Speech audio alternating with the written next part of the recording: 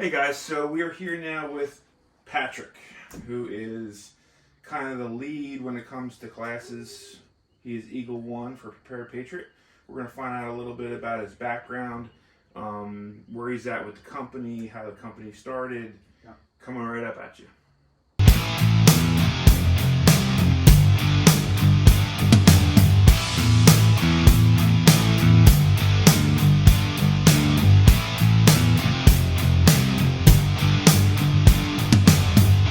5, 4, 3, 2, 1. Can I give you a little tip on that? Go for it. So when you're filming, Mm-hmm. this is good advice given to me that I will pass on to you. When you're counting down, it's 5, 4. When you're looking at your playback and you're editing your film, you'll see 5, 4, and the audio will go flatline. You'll notice right in there is where you edit.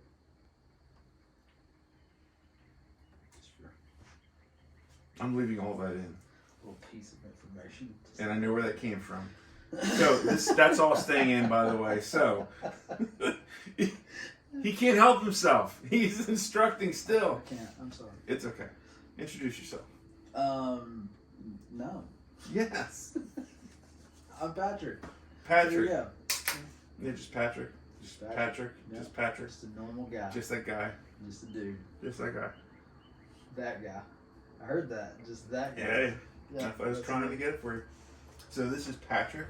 He is Eagle 1, Prepare Patriot. You have seen him on videos before. Slightly sweatier because we were in a garage that was a fucking goddamn oven. You're welcome. Yes. Highlights, high heat. Exactly. Works there, yeah. Where did your path start? Where did my path start? Yes, where did your warrior path start? I guess when I was in BLET, when I was becoming a cop, they handed me a pistol and said, hey, you might want to know how to use that. So we started training there. That was probably the beginning of the path, but where I really got a fire lit under me, I had two very important things happen at the beginning of my kind of law enforcement career. I had a really awesome lecture by Lieutenant Colonel Dave Grossman. I don't know if you ever heard of him, but if you haven't, you should go watch some of his lectures. They're fantastic. And that kind of puts a lot of things in perspective for you. And then I had some really good training, which is odd as a cop, if I'm being honest with you, by a company close by that was really, really top-notch stuff, which is also unheard of in the area. Yeah. Really, it was a rare thing. And it kind of lit my fire from there. And then from there, I had, I've tried a couple other training schools and done some stuff. And then I met our kind of mentor to our group, James Yeager at Tactical Response. And, he was an excellent instructor and a great company. And we kind of started going there some and training. And really just kind of snowballed from there, man. That's kind of, that would be, if I was going to tell you the three things that kind of impacted me starting that path, that would be it. And how did it change your life? How did it change yours? Everything. Yeah. Whenever the curtain, I always tell people, as a cop, the curtain's pulled back. You get to see what actually happens when you call the number when bad things are going down, and when you realize how very ill prepared the system is for anything massive, and how ill prepared the people are for any event. It makes you really think about what you should do better. Right. So a lot of the people in that community, I find, once you see and you get a peek behind the curtain, you start to really focus on, hey, how do I prepare my family to be as good as they can be when help's not coming? Because any mass event or anything that's really large, help's not going to be there for a while. Nope. So it changes everything when you start the right path. Yeah. Because I know, for me, I'd already I've been watching James for a while, and then once I finally got down there, it definitely was okay, I'm going the right direction. Yeah. It was just more of a kick in the ass instead of a slow progression. Meeting the right people will put you on an accelerated rate. I mean, that's the truth. I mean, it's like I said, how can you not go listen to Lieutenant Colonel Dave Grossman and be motivated? Right. You're going to be. How can you not be, training with top-notch people and not want to exceed and get to their level? You're gonna want to come. But that's why I always tell people, hang around quality people. If you're sitting around, I was gonna say sitting around the campfire, but who the hell does that? Most people are sitting around, some form of electronic device, doing something stupid. And if that's all you have in your life, I implore you to move away from that. You should be talking about important things with important people that mean something to you. That's what's important. And that's once you start doing that, and you start working with people that are high quality, your quality will go up as well. Something I'm a fan of, something that John Willis says a lot, is that everyone's contagious. Yeah. And you're going to catch something. They'll either take from you or give to you. It's Yeah. one of the two. And sometimes it's okay to be the one that's given to others. Yes. It's okay to give and take. I don't know what John has said in the past, but for me, I know exactly what he's talking about. There's some people that you get stuff from, like they improve you and elevate you. They almost recharge your batteries. Exactly. And then there's the people that will draw from you and they'll take from you, and that's okay if you intend to do that. Yes. I don't mind putting some of my energy into someone if they're taking and recepting, and I'm getting what I desire from that. Right. Which could be just them improving. Right. But you can't always be around those No. people. That's why even as instructors we still train, because you need to go be with those people that charge you back up too. And then I've always said that about James and John. It's like you're getting recharged. There's a certain frequency that's there, and if you're driving away from any interaction with any person, and you are like immediately think like, what's next, or how can I improve, or what can I change? Like, those are the people that you should try and be around on a daily basis, because not only are you going to get an opportunity to become better, but the reality is, in you striving to become better, you're going to also do the same for them. Sure.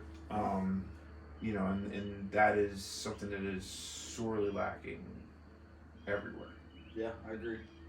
And I've said it, so this is just one of the interviews of all the core members of the group down here that I'm doing, and I've said it basically to all the people down here that kind of the same way, is that, it's you find your people.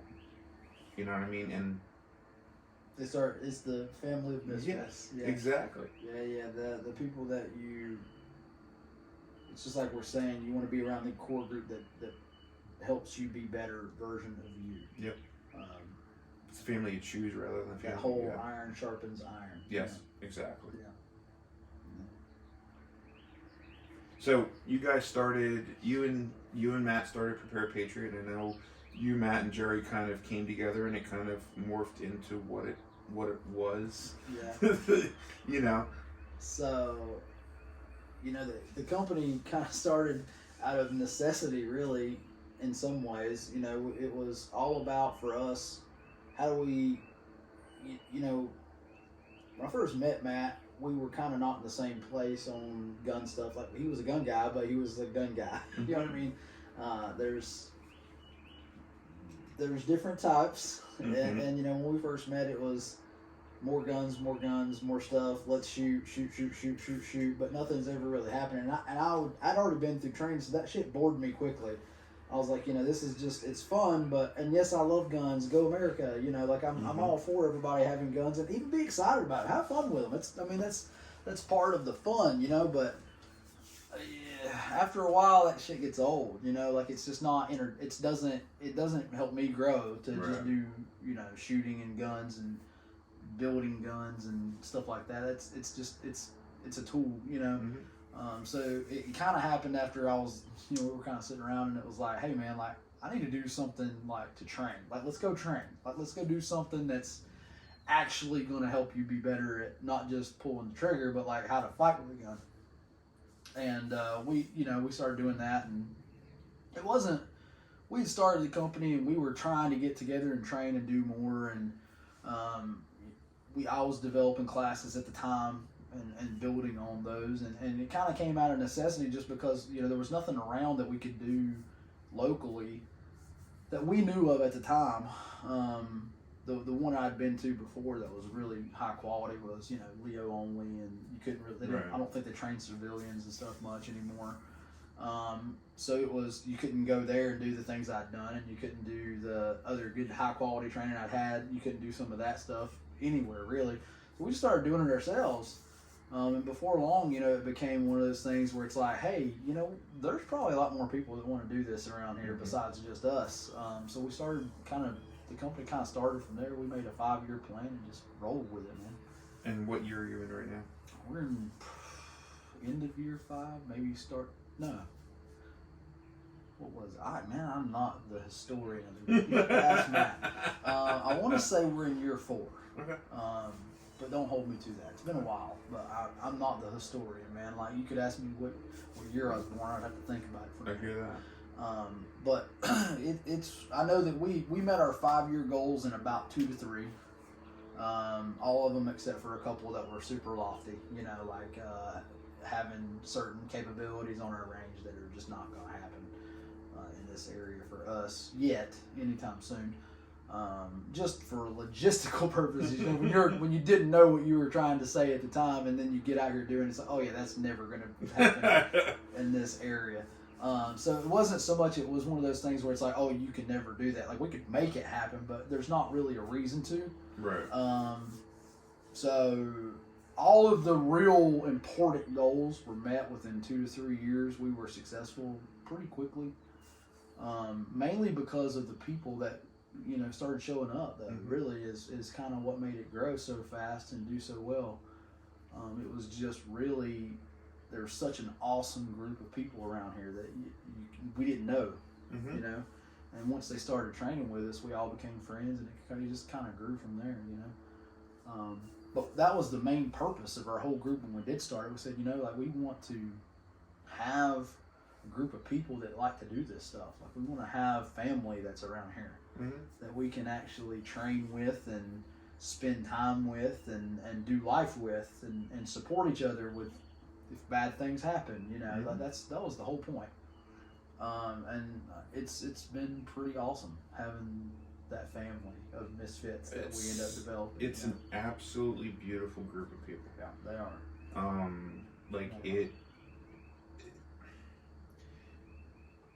Some of the best people that I've ever met. And that's true. I found that true would be with any training. Like, the quality of people that go train are always top notch. Well, they're always going to be above average from what the normal is going to be. I think they're willing to work on themselves. Yes, that's why. Yeah. And they're willing to take hits on their ego. They're willing to, like, anyone that's willing to do force on force, even if they don't necessarily get everything out of it that they could, they were still willing to go do it. Yeah. And that's a huge fucking step. It is, yeah, for sure. It's monstrous. Yeah.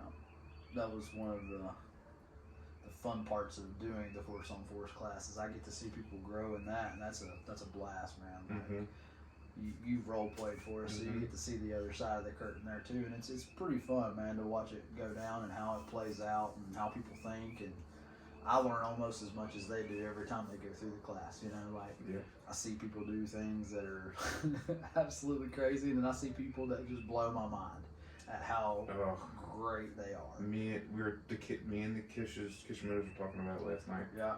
Those two in that moment, like, there's been some life-altering moments in those classes. Yeah, and like it even to me, like making me like, fuck, I need to address this now. Yeah. And like just thinking about it gets, the hairs up in the, you know what I mean? Yeah. That's how you know it's good though. Yeah. If it creates that effect on you, then it did its job. Yep. Not just for them, but for you too. Yep. 100%. Yeah. So what's next? Like for you? Well, for you, what? For the company, for where? If you could set yourself in 5 years from now. So now you're almost 5 years in. You met your goals in 2.5 years, and you could put yourself 5 years ahead. Where would you want to be? What do you think? Not the minutia of it, but like, what are the basic things you'd want to What goals would you have when I've checked? So we're under the assumption that life as we know it is Yes, continuing to yes, do yes, what yes. it does for Yes, 5 years. that you're not doing horse and cart in We're under the assumption that the world is continuing. Yes. I'll be honest, man. Like I'm pretty blessed. It's been a ride. It's been fun. I've had a blast doing it, and I don't know that I would change much. Mm-hmm. I don't know that I would. You know, I love the company where it's at. I don't know that I would ask for much more than what we're getting. Mm-hmm. Obviously we love business to continue to be good, and we love it to grow and keep doing what it does there. But there's nothing big that I would change. Like, our life is pretty good. It really is, and we're blessed to have the company that we have and doing what we're doing. Obviously, I'd love it to grow and be as big and as much as God wants it to be. But right. I think it's in serving its intended purpose as it is now. So, wherever God wants to take it, man, that's where we'll go. I'm along for the ride, just like everybody else. Yeah. So we'll see what happens. Obviously, business growing and thriving would be great, and continue down that path. But because this isn't your full-time gig. No. We're all normal guys, man. We all have jobs doing other right. things, and we do this. We take time away from our families, and we take time away from our jobs and our careers and other responsibilities to invest in other people. Even to do videos for. Even to do videos. Visiting Patriots. No, yeah. You're worth it, man. You're worth the time that. into. It's that whole. Sometimes it's worth investing time, right? We've been privileged to have you travel from multiple states to come down here. It's the least I can do to give you time. Man, that's easy. That's the easy part. Yeah. So, yeah. How about any? I know I already asked you this question. So any bucket list trainers, schools you want to go to? I know it's not a long list for you, but I'm a lifelong student, so I'm willing to train with anybody. Yeah. I'm not shutting any trainers out, but there's a couple that obviously I'd love to go train with. Mm-hmm. I think Clint Smith is one of the top of the list. I'd love to make it out there to do it. Time and finances and all that stuff are kind of the big limiters to getting out there, but I'd love to go train with him. We're going to be training with Modern Samurai this year, so that will knock one out. And I'd like to train with Don Edwards. I think I would like to go do a night fighter class with him and do some stuff like that. I think Don also would be, from everything I've heard, that Don would also be a great one for the Red Dot class, because apparently his Red Dot class is excellent. I've heard that. Yeah, I've heard that. I've heard his what I got from what I've heard is that Modern Samurai is very much skill focused. Mm-hmm. Don Edwards is much more fight focused. Right. So my thing is, I challenge myself when I go take classes, because I am very much of the fighter mindset. I don't jive as much with the more what I would consider the competition style of shooting and stuff. That's not really my jam, but I do actually want to. That's one of the reasons why I chose to go to Modern Samurai, because I want to put myself outside of what I normally do. I'm always about the fighter, and I was intrigued by and our mentor James had even said that Modern Samurai was really, really good. So I'm gonna go give him a try and see. And not to mention I'm going in with a completely open mind. I'm not even a huge advocate for the dot. But you kind of have to learn it. You're at a point where you have to. Yeah, you if you want to be able to instruct other people, right. You have to know what they're shooting and what they're doing. So to me, it was a necessity as well, right. Just because of what we do. Yeah. I need to be really, really good with what everybody else is shooting as well. I'm still not 100% sold on them. I think they have their place. Yeah. Especially when we start talking night vision and other stuff, they really have they shine there, and I understand that. So that's kind of the reasoning. Night vision being one thing that we're getting into, that we're doing a lot more of, and that's one of the things I'd like to expand on, is right. being able to do that. at least be much more proficient. You know, I used it when I was a cop, but it's Right. it's kind of like when they give you a rifle. It's like, here's your You rifle. go, enjoy. Here you go. Well, you heard the story. I don't know. That. I don't know who told the story, but there was a company. I think it was TMDC, and it may have been even John Lovell when he told the story. I can't. Anyway, so this department spent $50,000 on night vision. They called this company, said, "Hey, we need night vision 10 setups." They said, "Not a problem." And then they said, "Well, when do you want to do the training? What do you mean?" "Well, it's $500. We give a discount $500 per officer. The training." Why would we do that? Yeah. Because they could tick the box on the budget saying this is what we spent the money on. Yeah. Whereas the training, it's like, no. Yeah, what do you mean? So I was blessed when I was an officer. I did work under a county that had some pretty good, solid dudes, and they like I said, I had some really good training, which is rare. Right. From what my limited life experience is, I've heard that repeated over and over again. I don't want to speak for every community. I don't want to speak for every agency because there's some good ones out there, and there's some guys that are just top notch. But I was blessed that we had some pretty good. But I will say the night vision training was very limited. I had it and I used it, but I didn't know what I was What are you training for? You just look through the thing, you see the thing. look through it, right? It just makes it. Right. No. It only does this to you. That's all. What's the big deal? So I've learned a lot of lessons since then, and I'm not quite where I was then. But I would like to go train with Don. I think he could offer something. I agree 100%. So that's the next step for me. Is going to train with Don and getting some time in there at Green Line Tactical. That'll be next.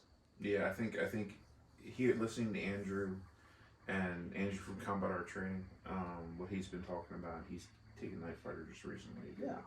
And he's also taken building clearing with Don and a couple other classes with Don.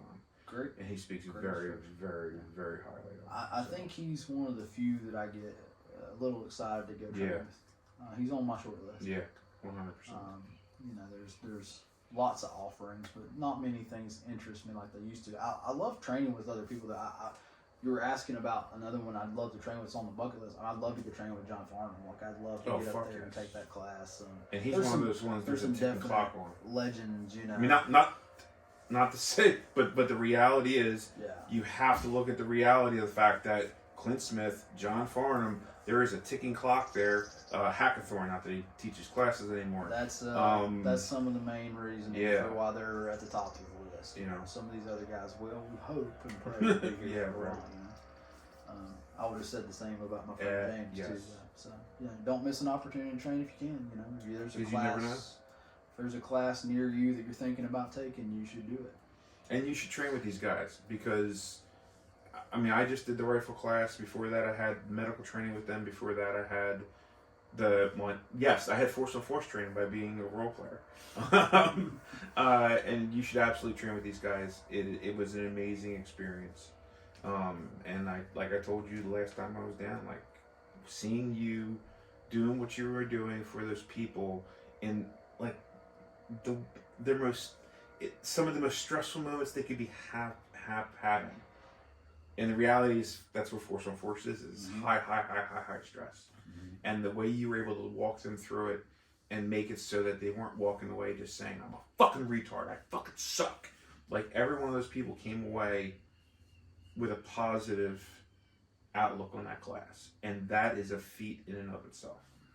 I appreciate that. Yeah, that's the goal, man. We hope that they come in and learn the lessons now and then they can apply it in the future and it doesn't come back to bite them.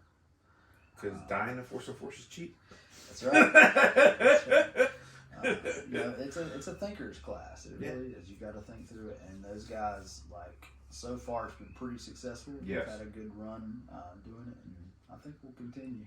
There is some works in the books for another iteration coming down the road, but we'll see. Oh, I know you probably have 3 times the scenarios that you've actually put out there. I know for a fact. Yeah, it's just do I want to do it? he does have a minor aneurysm, and my guess, a few more gray hairs at the end of the class. Yeah, I stress about that class. It's got to be right.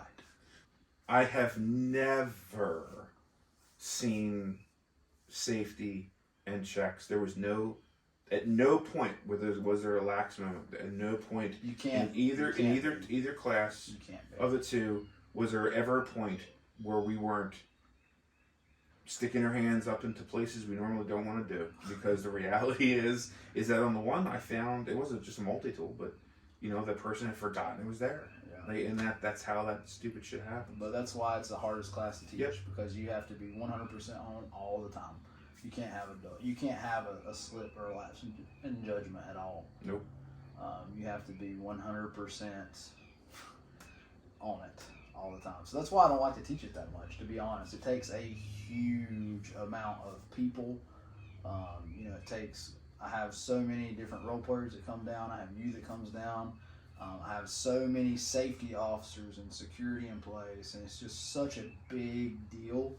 That's why we don't run it that much. There's a reason why most companies don't, because the reality is, financially, it probably doesn't make any sense. Oh no, it's purely for learning. Yeah, it's one not that much of it makes much sense financially, but that in particular doesn't make a whole lot of sense. Well, James would have told me when we first started, don't do this to be wealthy, because you won't. Now you don't. You do it for labor of love. You don't do it because you're trying to make a bunch of money. I think you get a wealth of a different kind.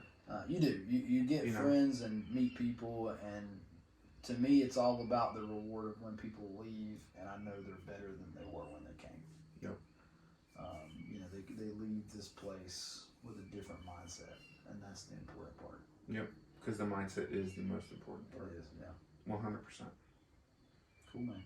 Well, brother, it has been a fucking blast.